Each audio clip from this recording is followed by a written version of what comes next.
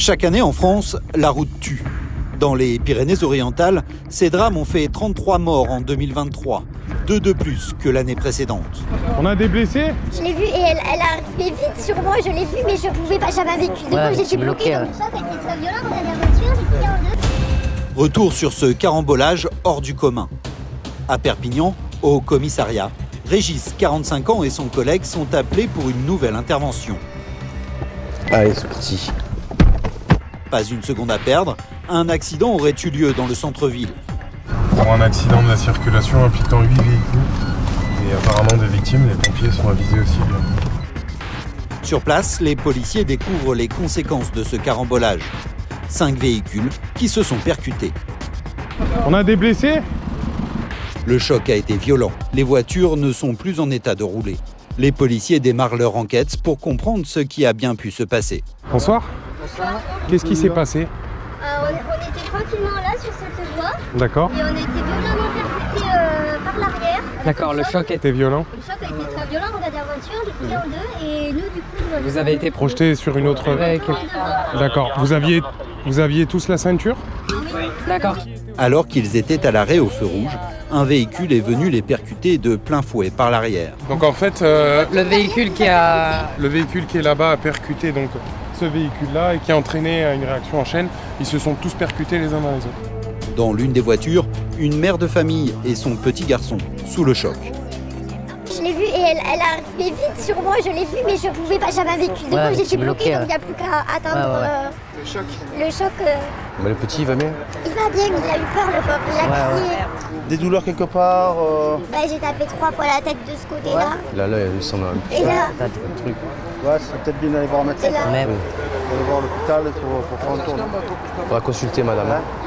Par chance, aucun blessé grave n'est à déplorer. Les policiers interrogent l'homme qui semble à l'origine de l'accident. Pourquoi a-t-il perdu le contrôle? Qu'est-ce qui s'est passé? Je roulais là pour rentrer chez moi. Ouais. J'avais une crise d'ébullition. D'accord. Là, j'ai une absence. Et voilà. Il s'agirait donc d'un problème médical. Le monsieur, il est atteint d'une pathologie qui fait des crises d'épilepsie. Il a un traitement, il est connu, il est suivi. Et là, malgré le traitement, il aurait fait une crise d'épilepsie. Il serait venu percuter les autres véhicules. À première vue, l'homme semble en règle. Mais cette maladie doit être signalée à l'administration. Et là, problème. Est-ce qu'on peut être épileptique et n'avoir aucune restriction d'usage au permis de conduire? Eh ben, il n'a aucune restriction d'usage. Parce qu'il il a eu son permis avant d'être déclaré épileptique? Non, c'est une réédition, il l'a eu en Corse du Sud. Ouais, mais peut-être qu'il n'a pas signalé qu'il était épileptique. Il n'a pas signalé sa maladie. Et ça peut lui coûter cher. Vous n'avez pas avisé la préfecture que vous étiez déclaré épileptique? Mon médecin m'a Et diagnostiqué quand? D'accord, parce qu'en fait, quand vous avez passé le permis, ça vous l'avez pas déclaré? Non, si, déclaré, mais c'est pas écrit sur votre permis. Parce que normalement, quand on a ce genre de maladie, on a des restrictions de conduite. Et le problème qui se pose, c'est que comme votre épilepsie, elle n'est pas déclarée sur votre permis de conduire, je ne pense pas que votre assurance a vous suivre. Après, c'est une histoire d'assurance, vous verrez ça. Le médecin, vous l'avez toujours? Ouais, voilà, il va falloir le contacter pour qu'il vous fasse le papier qui vous avise, parce que sinon, votre assurance ne vous couvrira pas. L'homme risque de devoir dédommager toutes les victimes de cet accident. Et l'addition s'annonce salée. Quand il m'arrive ce genre de scène, ça me freine dans ma vie. C'est dur à accepter, c'est dur. C'est dur parce qu'à chaque fois que j'essaye d'avancer, et l'épilepsie revient et me fait un coup de frein. Après, je sais que ça aurait pu être pire, mais c'est dur. Pour ne pas avoir signalé sa pathologie, l'homme risque aussi un retrait de permis. Un médecin devra évaluer son aptitude à la conduite.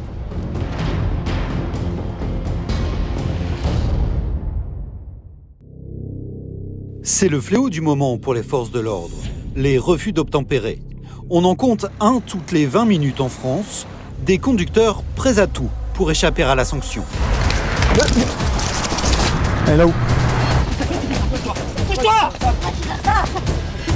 Retour sur cette intervention sous tension. Perpignan, dans le sud de la France. Au commissariat, Fred, 46 ans, et son collègue Damien, 45 ans, ne le savent pas encore. Mais ils vont vivre une soirée mouvementée. Feu. Spécialiste des patrouilles de nuit depuis 10 ans, Fred est imbattable pour repérer les délinquants de la route. C'est un contrôle routier, tout simple, comme on fait généralement un peu tous les soirs en fait. Bon là on change. Hier soir on était au même endroit, donc ça a bien marché. Beaucoup d'alcoolémie, donc bon. Et au niveau des refus d'obtempérer, vous en avez beaucoup ou pas? Sur Perpignan, beaucoup. Ouais. Ouais, mais là, bon, là c'est un peu plus calme ces temps-ci, mais sinon, allez, un par soir peut-être, ouais. Pour stopper ceux qui tenteraient de prendre la fuite, les policiers disposent d'un outil très efficace, le stop stick. Un dispositif qu'ils jettent sous les roues des fuyards, à l'intérieur, des pointes qui crèvent les pneus. Encore une fois, les policiers ne vont pas attendre bien longtemps avant de croiser la route d'un chauffard.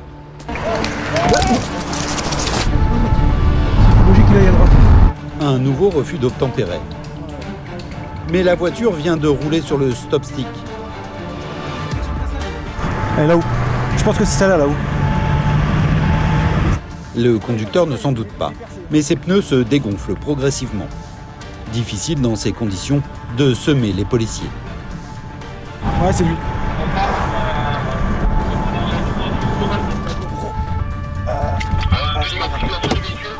Là, tu sais ça. Descends, descends, descends. Descends, ta gueule, descends, descends. Descends, ta gueule, tu descends. Pourquoi tu veux ça? Ouais, de tes gigas, j'en ai bien interpellé. Alors pourquoi ce conducteur a-t-il pris autant de risques? Parce que je perds mon boulot, les gars. Oui, mais je perds mon boulot, les gars. Tu crois que tu vas pas faire? Je suis directeur. Et dans la voiture, t'as rien? Non, vas-y, je prendrai pas. Juste alcoolisé, c'est tout ce que t'as? Oui, mais je perds tout mon boulot, les gars. Et tu t'arrêtes, mais... Tu t'arrêtes, tu prends une amende et c'est fini. Oui, mais je perds tout, les gars. Tu perds une amende et c'est fini. Tu as récidive? Mon boulot, tu as récidive? Non, j'ai pas de... T'aurais été reconvoqué. Pensant n'avoir que 3 points sur son permis, le jeune homme a pris la fuite. En réalité, il est loin du compte. Lui qui n'a aucun antécédent aurait sans doute écopé d'une simple amende et d'un retrait de points. Là, non, t'as tes 12, hein. Ah bah là, t'es en suspension, donc c'est réglé, hein. Non, mais allez-y, c'est pas grave, les gars.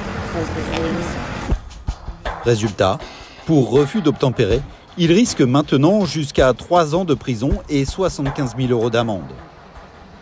Qu'est-ce que tu as vu? Je rentre d'inauguration sur Béziers, j'ai bu un peu. Oui, j'ai vu. De Béziers, tu viens là? Tu reviens de Béziers, là? Ouais. Entre Béziers et Perpignan, il a parcouru plus de 90 km. Pour Fred, pas question d'être indulgent face à l'inconscience de ce conducteur. En vrai, ce qui s'est passé, T'as pas calculé? tellement vite. Ouais, tu nous as bien vu quand même. Ah si, mais c'est trop tard. Le cerveau a pas... Alors, je m'excuse, mais ça a tellement vite. Ouais. Ah bah là, la voiture en fourrière, t'as plus de permis, ton boulot, bah je sais pas. Un coup de folie qui peut coûter très cher. Le conducteur semble enfin réaliser qu'il risque de tout perdre. Reste à connaître son taux d'alcoolémie. S'il dépasse les 0,25 mg par litre autorisés, la sanction risque d'être encore plus lourde. Loin, continue, tant que je te dis pas stop, tu arrêtes pas. Allez, 1, 2, 3, souffle. Encore. C'est bon. 0,88. Ouais, il y a toujours une marge d'erreur de 8%, tu vois, donc on enlève. Toi, de 0,88, le taux retenu, c'est 0,80, tu vois. Plus de 3 fois le taux autorisé. Il risque jusqu'à 4 500 € d'amende, 2 ans de prison et une suspension du permis de conduire. Le genre de comportement qui agace Damien. C'est bien dommage pour ce garçon-là, quoi. Là, il a un nouveau compteur, c'est un gars qui bosse, c'est pas mauvais bourrin. Et il fait la connerie de ne pas s'arrêter, quoi. Et c'est le problème de refus d'obtempérer en France aujourd'hui, quoi. C'est que les gars, ils prennent des risques inconsidérés, comme tu as vu, pour rien. L'homme passera la nuit en cellule de dégrisement. Il sera convoqué prochainement devant la justice. C'est un phénomène inquiétant qui mobilise de plus en plus souvent les policiers. Le refus d'obtempérer. Des conducteurs prêts à tout pour échapper au contrôle. Il s'en va. Il s'en va. C'est encore il est là. Il a coupé le repas.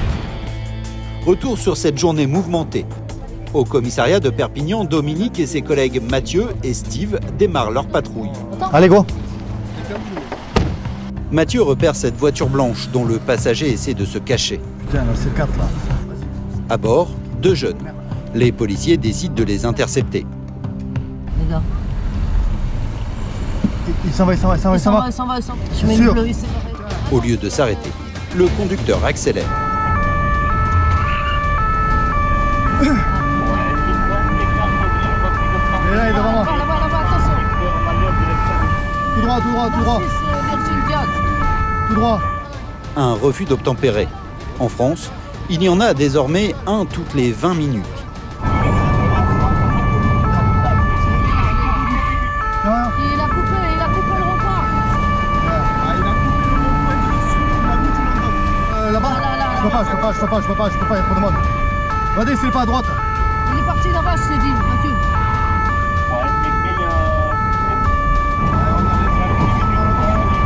Il reprend Languedoc. Direction Leclerc. Direction Leclerc Nord. Leclerc Nord.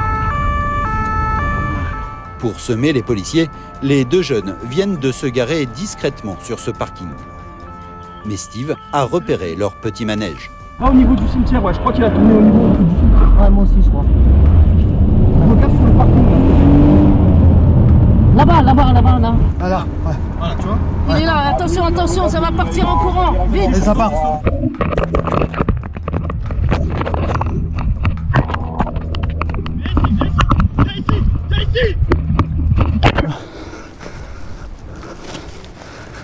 Bonjour. Vous avez vu deux individus arriver en courant? Franchement, non. Pas du tout. Pas du tout. Merci. Les jeunes ont pris la fuite dans ce cimetière. En quelques secondes, ils se sont volatilisés. Ces chauffards, Mathieu les croise régulièrement. Selon lui, ils ont souvent le même profil. Ouais, ça arrive de plus en plus souvent. Aujourd'hui, ils n'ont pas le permis, ils ne sont pas assurés, ils ne s'arrêtent plus. Ils partent, ils font des refus d'obtempérer, ils mettent la vie en danger des passants qui traversent les passages piétons, qui sont au bord des trottoirs. Comme on a vu tout à l'heure, ils prennent des routes en sens inverse, des ronds-points en sens inverse. Ils sont prêts à tout pour juste un défaut d'assurance ou un défaut de permis. Mais en fouillant le véhicule, surprise, les policiers découvrent de nouveaux indices. Cette fois, il ne s'agirait pas d'un simple défaut de permis ou d'assurance. Il y a du shit là. Ah bon. Ah, le sac alors. Le sac, ils sont partis avec. Steve, il dit qu'il y avait un sac. Et toi, tu les as vus partir avec un sac? Oui, quand j'ai voulu là, il a jeté le sac. Un sac de sport ou un sac plastique? Un gros sac sport, comme ça, noir. L'enquête est toujours en cours pour tenter de retrouver le conducteur de la voiture.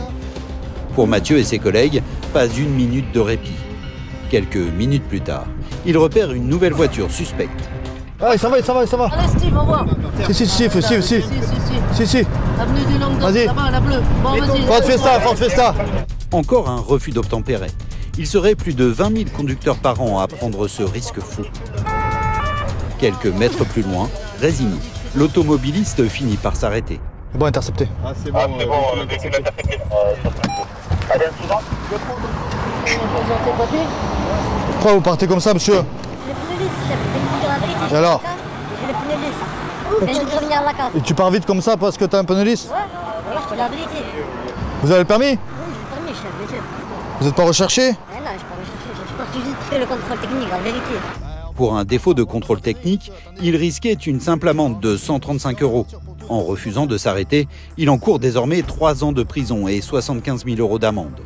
Ah mais vous pouvez pas prendre des risques autant. C'est quoi ça? Ça c'est votre conso de stupéfiants ça? C'est quoi, c'est du shit? La liste des infractions s'allonge. Pour possession de drogue, il risque une amende de 200 € et les policiers n'ont pas encore tout vu. Il est pas sûr le véhicule? Il va aller à la fourrière hein? Monsieur, depuis quand on laisse un véhicule sur la voie publique qui n'est pas assuré? Oui mais monsieur, c'est pas comme ça que ça fonctionne. Avant de faire le contrôle technique, on assure un véhicule. Le véhicule, dès qu'il sort sur la voie publique, il faut qu'il soit assuré. Pour aller faire le contrôle technique, on assure le véhicule, on le sort le véhicule sur la voie publique et on va faire le contrôle. Pour défaut d'assurance, c'est une nouvelle amende de 500 €. L'addition risque d'être salée. Moi, je prends pas le risque de laisser repartir quelqu'un qui n'est pas assuré. On peut faire des fleurs sur certains trucs, on peut faire de la prévention. Sur l'assurance, on peut pas vous laisser repartir. On peut pas vous laisser repartir avec le véhicule qui n'est pas assuré, monsieur. Malgré la gravité des faits, l'homme ne se démonte pas et tente même de négocier. Je te dis, pour le contrôle technique et le pneu lisse, on te laisse repartir, pas de souci. Moi je te dis quoi, je te dis, regarde, on va passer dans le secteur, la voiture est là, je vais l'assurer, je te ramène le papier, je te laisse tomber. Mais pourquoi tu l'as pas assuré avant de sortir? Ça, c'est toi. Parce que vous faites tout ça, tant que vous ne faites pas attraper, vous l'assurez pas. Au moins là, je suis sûr que tu vas l'assurer. Au moins, on est sûr que tu vas l'assurer. J'avais pas d'argent, je te parle sérieux. Mathieu reste ferme. Il a probablement arrêté ce chauffard à temps avant qu'il ne cause un drame. Le problème, c'est que si on le laisse stationner là et qu'il rentre chez lui, on tourne le dos, dans 10 minutes, il la reprend et puis il continue à rouler sans assurance. Et que tant qu'on ne le rattrapera pas, il n'assurera pas son véhicule. Donc au moins, là, on lui met en fourrière, on est sûr qu'il va l'assurer pour le sortir de la fourrière. Il y a des fois, on peut faire des fleurs, on peut faire de la prévention. On peut passer outre des choses. Les pneus lisses, les compteurs techniques, on peut lui dire « Bon allez, vous avez 7 jours pour le faire, on vous fait confiance ». Mais l'assurance, c'est trop dangereux. S'il a un accident ou s'il écrase quelqu'un un peu plus tard, c'est nous qui allons être embêtés. Donc on peut pas, un véhicule qui n'a pas d'assurance, on est obligé de le mettre en fourrière, on ne peut pas le laisser sur la voie publique. En France, 800 000 automobilistes conduiraient sans assurance, soit 2,2% des conducteurs. En cas d'accident, personne pour payer les dégâts. Lorsqu'ils partent en intervention, les policiers se retrouvent souvent face à des situations confuses et des individus au comportement plus que suspect. C'est alors à eux de mener l'enquête pour tirer l'affaire au clair. Si annonce, individu en fuite. Retour sur cette intervention mouvementée. Perpignan, dans le sud de la France. Au commissariat, Mathieu, 38 ans, et son collègue Steve, 32 ans, partent en patrouille. Allez, on y va. C'est parti. Presque aussitôt, une alerte tombe sur les ondes. Que quelqu'un essaie de forcer le garage de la sécurité sociale, allez voir ce qui se passe. Alors là, on se transporte à la sécurité sociale de Perpignan. Un requérant nous a contacté pour nous dire qu'un individu essaie de forcer le garage de la sécurité sociale.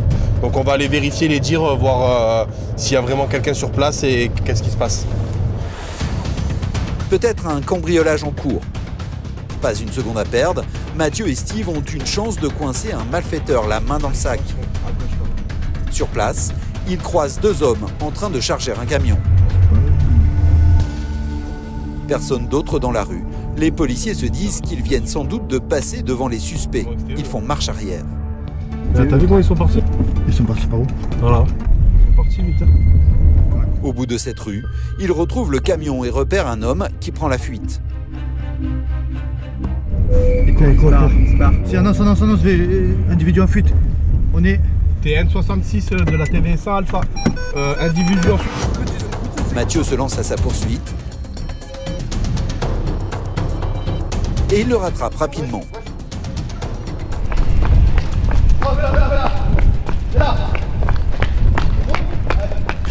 Aïe, tu me fais mal. Rabine, t'as volé. Oh, moi, volé. C'est pas moi qui j'ai volé. Vas-y. J'y vais. Va. L'homme clame son innocence. Alors pourquoi a-t-il pris la fuite? Mathieu lui fait confiance pour l'instant, mais quelques secondes plus tard, nouveau comportement plus que suspect. Attends.